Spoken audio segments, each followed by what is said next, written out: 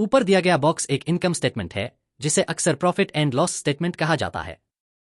यह इनकम और खर्च को मापता है, पैसा आना और पैसा जाना। नीचे का डायग्राम बैलेंस शीट है। इसे ऐसा इसलिए कहा जाता है क्योंकि इसका मकसद एसेट्स और लायबिलिटीज के बीच बैलेंस बनाना होता है। कई फाइनेंशियल नए लोग इनकम स्टेटमेंट और बैलेंस शीट के बीच का रिश्ता नहीं जानते। उस रिश्ते को समझना बहुत जरूरी है। फाइनेंशियल मुश्किल का मुख्य कारण बस यह है कि एसेट और लायबिलिटी के बीच का अंतर नहीं पता होता। कंफ्यूजन का कारण इन दो शब्दों की डेफिनेशन में पाया जाता है। अगर आप कंफ्यूजन का सबक सीखना चाहते हैं तो बस डिक्शनरी में एसेट और लायबिलिटी शब्द देखें। अब यह ट्रेंड अकाउंटेंट्स को समझ में आ सकता है, लेकिन आम आदमी के लिए यह मैंडरिन में लिखा हुआ भी हो सकता है। आप डेफिनेशन में शब्द पढ़ते हैं, लेकिन सही तरह से समझना मुश्किल है।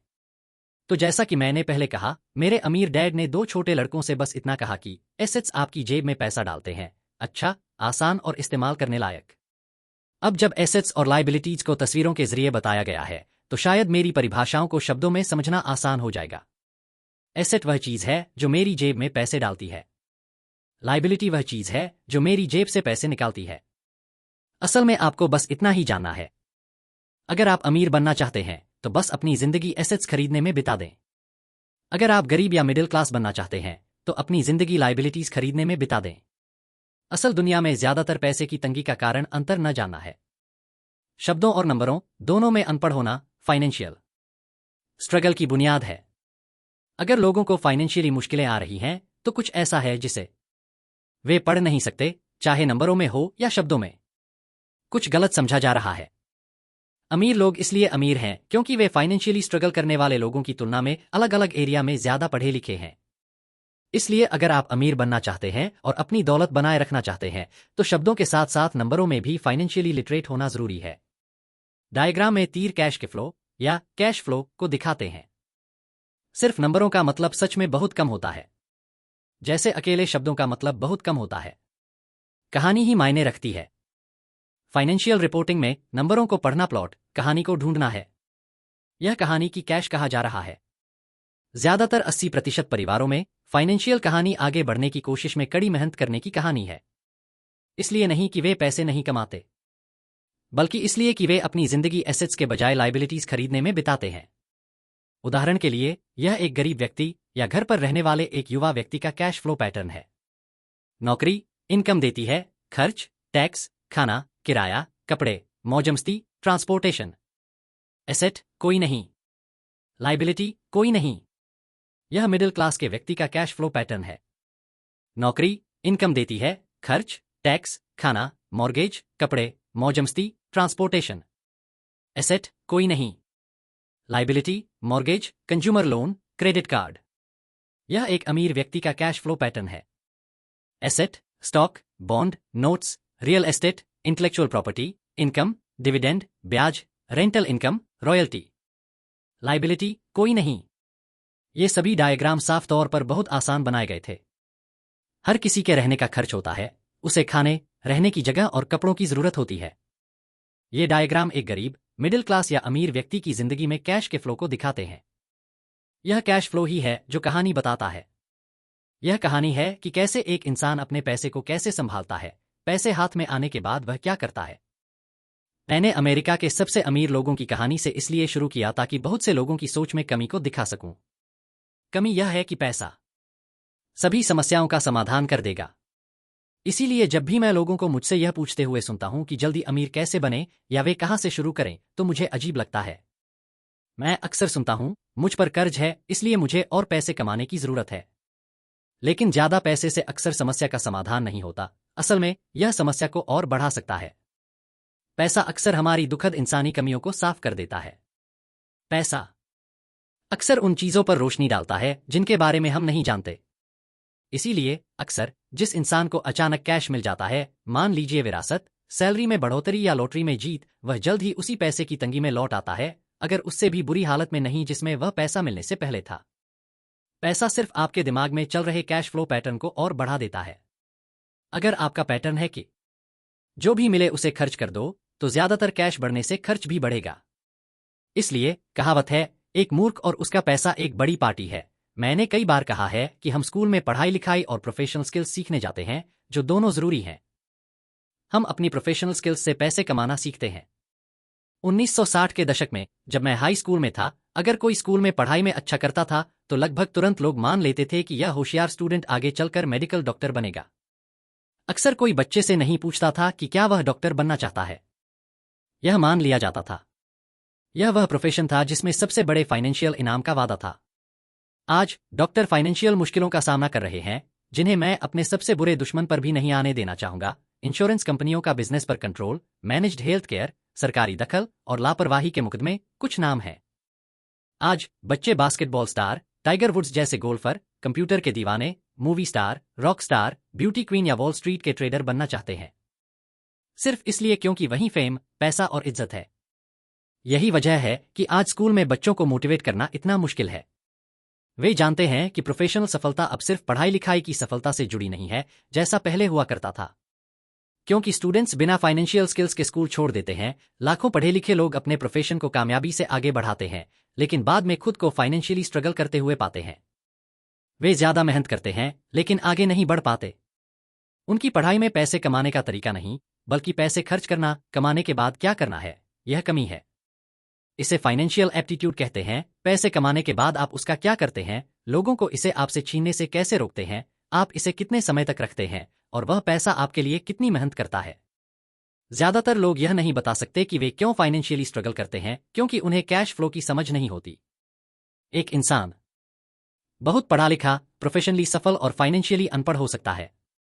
ये लोग अक्सर जरूरत से ज्यादा मेहनत करते हैं क्योंकि उन्होंने मेहनत करना तो सीख लिया है, लेकिन यह नहीं सीखा कि अपने पैसे से काम कैसे करवाना है। फाइनेंशियल ड्रीम की तलाश की कहानी एक फाइनेंशियल बुरे सपने में कैसे बदल जाती है। मेहनती लोगों के चलचित्र शो का एक तय पैटर्न होता है। हाल ही में शादी करने वाला, खुश, बहुत पढ़ा लिखा युवा जोड़ा अपने किराए के तंग अपार्टमेंट में से एक में साथ रहने लगता है। तुरंत उन्हें एहसास होता है कि वे पैसे बचा रहे हैं क्योंकि दो लोग एक के मुकाबले सस्ते में रह सकते हैं। समस्या यह है कि अपार्टमेंट तंग है। वे अपने सपनों का घर खरीदने के लिए पैसे बचाने का फैसला करते हैं ताकि वे बच्चे पैदा कर सकें। अब उनके पास दो इनकम है और वे अपने करियर पर ध्यान देना शुरू कर देते हैं। उनकी इनकम बढ़ने लगती है। जैसे जैसे उनकी इनकम बढ़ती है, उनके खर्चे भी बढ़ते हैं। ज्यादातर लोगों के लिए नंबर एक खर्च टैक्स होता है। बहुत से लोग सोचते हैं कि यह इनकम टैक्स है, लेकिन ज्यादातर अमेरिकियों के लिए उनका सबसे ज्यादा टैक्स सोशल सिक्योरिटी है। एक एम्प्लॉय के तौर पर ऐसा लगता है कि सोशल सिक्योरिटी टैक्स और मेडिकेयर टैक्स रेट मिलाकर लगभग 7.5% है, लेकिन असल में यह 15% है क्योंकि एम्प्लॉयर को सोशल सिक्योरिटी अमाउंट से मैच करना होता है। असल में यह वह पैसा है जो एम्प्लॉयर आपको नहीं दे सकता। इसके अलावा आपको सोशल सिक्योरिटी टैक्स के लिए अपनी सैलरी से काटे गए अमाउंट पर भी इनकम टैक्स देना होगा। यह इनकम आपको कभी नहीं मिली क्योंकि यह सीधे विथहोल्डिंग के जरिए सोशल सिक्योरिटी में चली गई। फिर उनकी लायबिलिटीज बढ़ जाती हैं। यह सबसे अच्छे से उस यंग कपल के पास वापस जाकर दिखाया जा सकता है। उनकी इनकम बढ़ने के कारण वे बाहर जाकर अपने सपनों का घर खरीदने का फैसला करते हैं। एक बार अपने घर में उनके पास एक नया टैक्स होता है जिसे प्रॉपर्टी टैक्स कहते हैं। फिर वे अपने नए घर से मैच करने के लिए एक नई कार, नया फर्नीचर और नए अप्लायंसेज खरीदते हैं। अचानक वे जागते हैं और उनकी लायबिलिटीज का कॉलम मॉर्टगेज, कर्ज और क्रेडिट कार्ड कर्ज से भरा होता है। अब वे रैट रेस में फंस गए हैं। एक बच्चा आता है। वे और मेहनत करते हैं। यह प्रोसेस खुद को दोहराता है। ज्यादा पैसे और ज्यादा टैक्स, जिसे ब्रैकेट क्रीप भी कहते हैं। मेल में एक क्रेडिट कार्ड आता है। वे इसका इस्तेमाल करते हैं। यह मैक्सिमम हो जाता है। एक लोन कंपनी कॉल करती है और कहती है कि उनकी सबसे बड़ी एसेट, उनके घर की वैल्यू बढ़ गई है। कंपनी बिल कंसोलिडेशन लोन देती है क्योंकि उनका क्रेडिट बहुत अच्छा है और उन्हें बताती है कि समझदारी इसी में है कि वे अपने क्रेडिट कार्ड का पेमेंट करके ज्यादा इंटरेस्ट वाले कंज्यूमर कर्ज को चुका दें। और इसके अलावा उनके घर पर इंटरेस्ट एक टैक्स डिडक्शन है। वे ऐसा करते हैं और उन ज्यादा इंटरेस्ट वाले क्रेडिट कार्ड का पेमेंट कर देते हैं। वे राहत की सांस लेते हैं। उनके क्रेडिट कार्ड का पेमेंट हो गया है। उन्होंने अब अपने कंज्यूमर डेब्ट को अपने होम मॉर्गेज में मिला लिया है। उनके पेमेंट कम हो जाते हैं क्योंकि वे अपना डेब्ट 30 साल तक बढ़ाते हैं। यह एक समझदारी भरा काम है। उनके पड़ोसी उन्हें शॉपिंग के लिए बुलाते हैं। मेमोरियल डे सेल चल रही है, कुछ पैसे बचाने का मौका। वे खुद से कहते हैं, मैं कुछ नहीं खरीदूंगा, मैं बस जाकर देखूंगा। लेकिन अगर उन्हें कुछ मिल जाए तो वे उस साफ क्रेडिट कार्ड को अपने वॉलेट में रख लेते हैं। मैं इस युवा जोड़े से हर समय मिलता रहता हूं। उनके नाम बदलते रहते हैं, लेकिन उनकी फाइनेंशियल दिक्कत वही रहती है। वे मेरी एक टॉक में यह सुनने आते हैं कि मुझे क्या कहना है। वे मुझसे पूछते हैं, क्या आप हमें बता सकते हैं कि और पैसे कैसे कमाए जाएं? उनकी खर्च करने की आदतों ने उन्हें और इनकम ढूंढने पर मजबूर कर दिया है। उन्हें यह भी नहीं पता कि असली दिक्कत यह है कि वे अपने पास मौजूद पैसे को कैसे खर्च करना चुनते हैं, और यही उनके फाइनेंशियल स्ट्रगल की असली वजह है। यह फाइनेंशियल इलिटरेसी और एसेट और लायबिलिटी के बीच का अंतर न समझने की वजह से होता है। ज्यादा पैसे से किसी की पैसे की प्रॉब्लम शायद ही कभी सॉल्व होती है। समझदारी प्रॉब्लम सॉल्व करती है। मेरा एक दोस्त कर्ज में डूबे लोगों से बार बार एक कहावत कहता है, अगर तुम्हें लगे कि तुमने खुद को गड्ढे में खोद लिया है तो खोदना बंद कर दो। बचपन में मेरे पापा अक्सर हमें बताते थे कि जापानी 3 पावर के बारे में जानते थे: तलवार, गहने और आईने की पावर। तलवार हथियारों की पावर की निशानी है। अमेरिका ने हथियारों पर खरबों डॉलर खर्च किए हैं और इसी वजह से दुनिया में उसकी मिलिट्री प्रेजेंस सबसे ऊपर है। गहना पैसे की पावर की निशानी है। इस कहावत में कुछ हद तक सच्चाई है। सुनहरा नियम याद रखो, जिसके पास सोना है वही नियम बनाता है। आईना खुद को जानने की पावर की निशानी है। जापानी कहानी के मुताबिक यह खुद को जानना तीनों में सबसे कीमती था। गरीब और मिडिल क्लास सभी अक्सर पैसे की पावर को खुद पर कंट्रोल करने देते हैं, बस उठकर और ज्यादा मेहनत करके। खुद से यह न पूछकर कि वे जो कर रहे हैं उसका कोई मतलब है या नहीं। वे हर सुबह काम पर जाते समय अपने ही पैर पर कुल्हाड़ी मार लेते हैं। नियोनी को पूरी तरह न समझकर ज्यादातर लोग पैसे की जबरदस्त ताकत को खुद पर कंट्रोल करने देते हैं। पैसे की ताकत का इस्तेमाल उनके खिलाफ किया जाता है। अगर वे आईने की ताकत का इस्तेमाल करते तो वे खुद से पूछते, क्या यह समझ में आता है? अक्सर अपनी अंदर की समझ, अपने अंदर के जीनियस पर भरोसा करने के बजाय ज्यादातर लोग भीड़ के साथ चले जाते हैं। वे चीजें इसलिए करते हैं क्योंकि बाकी सब करते हैं। वे सवाल करने के बजाय दूसरों के हिसाब से चलते हैं। अक्सर वे बिना सोचे समझे वही दोहराते हैं जो उन्हें बताया गया है। जैसे डाइवर्सिफाई करें, या आपका घर एक एसेट है। आपका घर आपका सबसे बड़ा इन्वेस्टमेंट है। ज्यादा कर्ज लेने पर आपको टैक्स में छूट मिलती है। एक सेफ जॉब पाएं। गलतियां न करें। रिस्क न लें। कहा जाता है कि ज्यादातर लोगों के लिए पब्लिक स्पीकिंग का डर मौत से भी बड़ा डर होता है। साइकेट्रिस्ट के अनुसार पब्लिक स्पीकिंग का डर दूसरों से अलग होने, सबसे अलग दिखने, बुराई होने, मजाक बनने या अलग थलग होने के डर से होता है। अलग दिखने का डर ज्यादातर लोगों को अपनी प्रॉब्लम सॉल्व करने के नए तरीके ढूंढने से रोकता है। इसलिए मेरे पढ़े लिखे पापा कहते थे कि जापानी लोग आईने की ताकत को सबसे ज्यादा महत्व देते हैं, क्योंकि जब हम इंसान आईने में देखते हैं तभी हमें सच्चाई मिलती है। और ज्यादातर लोग प्ले इट सेफ एक इसलिए कहते हैं क्योंकि उन्हें डर लगता है।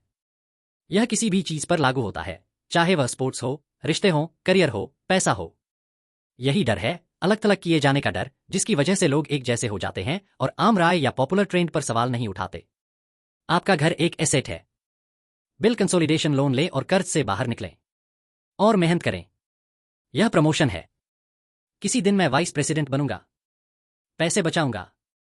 कब? अगर सैलरी बढ़ गई तो मैं हमारे लिए एक बड़ा घर खरीदूंगा। म्यूचुअल फंड सेफ हैं। टिकल मी। एल्मो डॉल स्टॉक में नहीं है, लेकिन मेरे पास एक डॉल है जिसे कोई दूसरा कस्टमर अभी तक नहीं ले आया है। कई बड़ी फाइनेंशियल प्रॉब्लम भीड़ के साथ चलने और दूसरों से आगे रहने की कोशिश करने से होती है।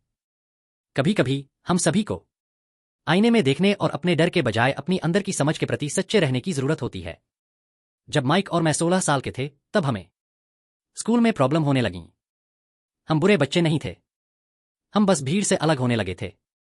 हम स्कूल के बाद और वीकेंड पर माइक के पापा के लिए काम करते थे। माइक और मैं अक्सर काम के बाद घंटों उसके पापा के साथ एक टेबल पर बैठे रहते थे, जब वह अपने bankers, attorney, accountants, brokers, investors, managers और एम्प्लॉयज के साथ मीटिंग्स करते थे। यहां एक ऐसा आदमी था जिसने 13 साल की उम्र में स्कूल छोड़ दिया था, अब डायरेक्ट कर रहा था, इंस्ट्रक्ट कर रहा था, ऑर्डर दे रहा था और सवाल पूछ रहा था पढ़े लिखे लोगों का। वे उसके कहने पर आते थे और जब वह उन्हें पसंद नहीं करता था तो चिढ़ जाते थे। यहां एक आदमी था जो भीड़ के साथ नहीं गया था।